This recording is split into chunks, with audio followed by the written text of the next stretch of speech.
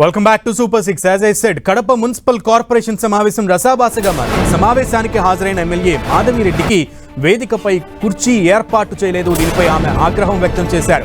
మహిళను మేయర్ అవమానపరుస్తున్నారంటూ కూడా ఆరోపించారు ఎమ్మెల్యే.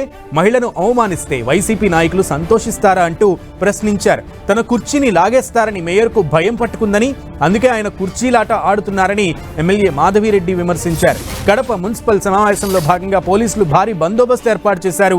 గత నెల 7న కుర్చీ వివాదం జరిగిన క్రమంలో సమావేశం వాయిదా పడింది. మరోవైపు కుర్చీ వివాదంపై కడపలో ఫ్లెక్సీలు వెలిశాయి. ఈ క్రమంలో నగరపాలక సంస్థ కార్యాలయం వద్ద పోలీసులు 144 సెక్షన్ను విధించారు.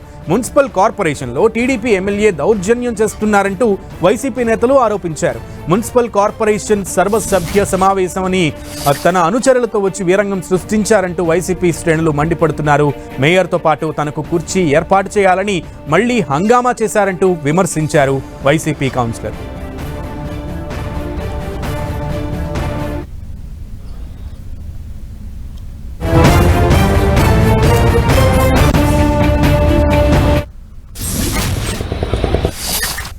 అసలు ఆయన ప్రజాస్వామ్యంలో బతుకుతున్నాను,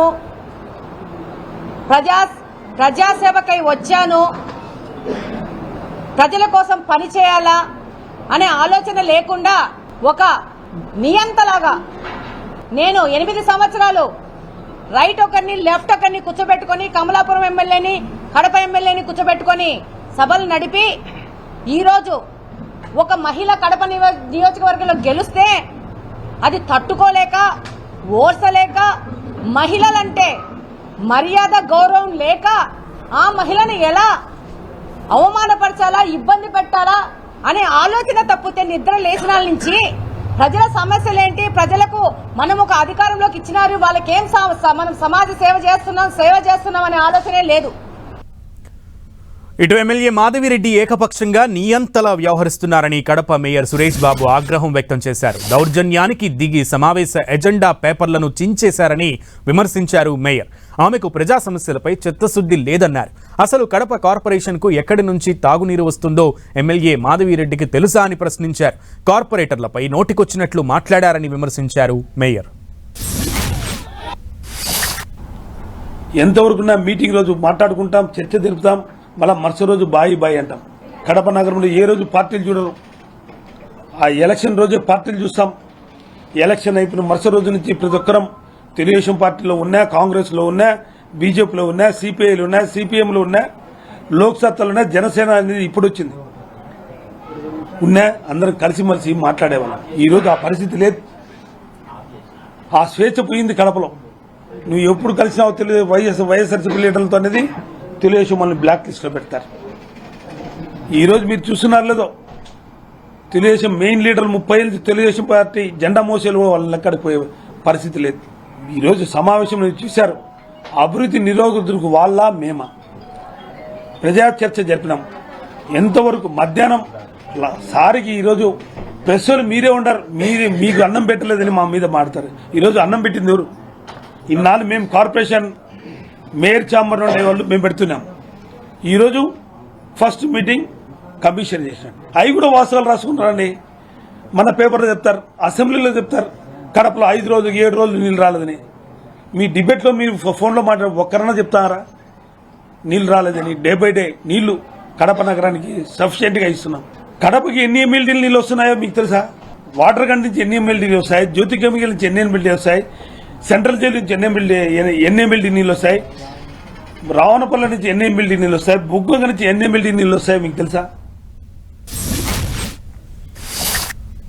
రైట్, మొత్తానికి కడప కార్పొరేషన్ రసాభాసగా సాగింది ఈరోజు సమావేశం. అయితే ఇది కుర్చీలాట కొనసాగుతున్నందు కొంతకాలంగా. పూర్తి సమాచారం మా ప్రతినిధి సురేందర్ అందిస్తారు. సురేందర్, ఎమ్మెల్యే వర్సెస్ మేయర్ తారాస్థాయికి చేరుతున్నటువంటి వివాదానికి సంబంధించి అప్డేట్స్.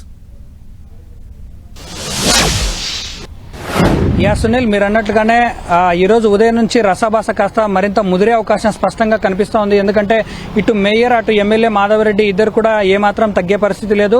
ఇటు మేయర్ మాత్రం ప్రజా సమస్యల మీద పరిష్కారానికి దిశగా ఎమ్మెల్యే చర్చ పెడితే ఖచ్చితంగా మేము స్వాగతిస్తామని చెప్తా ఉన్నారు.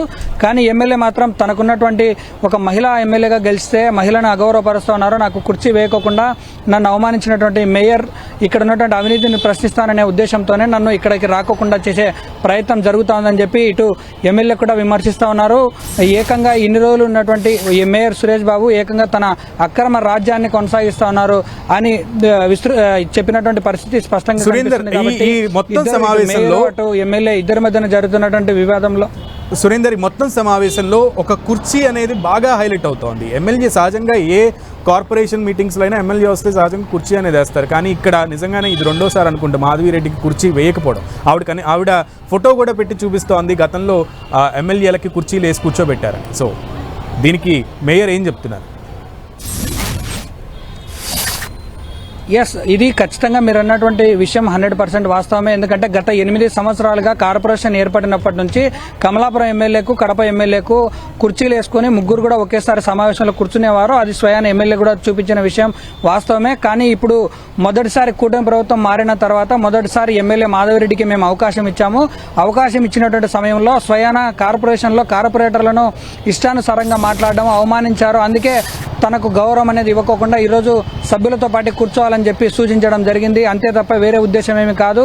ఎందుకంటే కార్పొరేషన్ అనేది ముఖ్యంగా కార్పొరేటర్లకు సంబంధించినటువంటి విషయం కాబట్టి మా కార్పొరేటర్లను అవమానించడానికి ఈరోజు ఈ కుర్చీ వివాదం అనేది కొనసాగుతోందని చెప్పి మేయర్ సురేష్ బాబు చెప్తున్నాడు. ప్రజా సమస్యల మీద పోరాటం చేస్తాం, ప్రజా సమస్యల కోసమే మేము ఆల్వేస్ కార్పొరేషన్కి వస్తామని చెప్పి మేయర్ ఎమ్మెల్యే మాధవరెడ్డి చెప్తా ఉన్నారు. కుర్చీ అనేది హైలైట్ కావడానికి ప్రధాన కారణం ఏంటంటే గత 8 ఏళ్లుగా కొనసాగుతున్నటువంటి కుర్చీని ఒకసారిగా తీసేసి నన్ను అవమానించారని చెప్పి ఎమ్మెల్యే పదే చెప్తున్నటువంటి మాట వాస్తవమే. దానికి ఉన్నటువంటి వెనక కారణాలు కూడా చాలా బలంగా మేయర్ సురేష్ బాబు కూడా దాన్ని తిప్పుకొట్టే ప్రయత్నం చేస్తూ ఉన్నారు. మేము ఆమెను స్వాగతించి కూర్చోబెడితే మమ్మల్ని అవమానించే పరిస్థితి ఉంది కాబట్టి మేము ఆమెకు కుర్చీ వేయలేదు. ఇది అందులో ఇంకొకటి ఏంటంటే ప్రధానంగా ఇక్కడ ఎమ్మెల్యేకు కుర్చీ వేయాలని చెప్పి ఎక్కడా రూల్ లేదు. అది కేవలం కార్పొరేషన్లో ఉన్నటువంటి మేయర్ అభిష్టం మేరకు మాత్రమే నిర్ణయం తీసుకోబడుతుందని చెప్పి మేయర్ చాలా కారాఖండిగా చెప్తున్నారు. కానీ దీన్ని ఏమాత్రం ఉపేక్షించేది లేదని చెప్పి ఎమ్మెల్యే మాధవరెడ్డి కూడా చాలా ఘాటుగా స్పందిస్తూ ఉన్నారు. Okay Surender, thank you.